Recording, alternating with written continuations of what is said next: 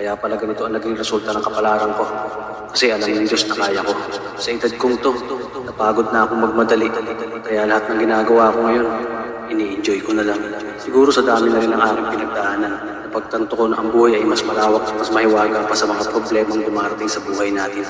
Tumatanda na tayo, baka sa kakahabol natin sa masagana at maayos na buhay, ay hindi na natin na-enjoy ang buhay.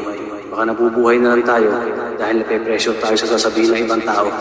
Marami na rin akong mga naging maling desisyon sa buhay, pero lahat yun nagsilbing aral sa akin at natuto ako sa mga pagkakamali ko. May mga taong sobra nating mamahalin at bibigyan ng halaga, pero ibabalik lang sa atin ay kabiguan at matinding trauma.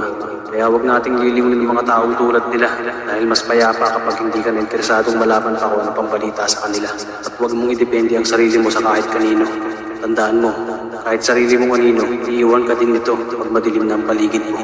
Kailangan natin matutunan na huwag ikumpara ang sarili natin sa iba dahil hindi natin laban ang laban nila. Karera mo to, hindi nila karera.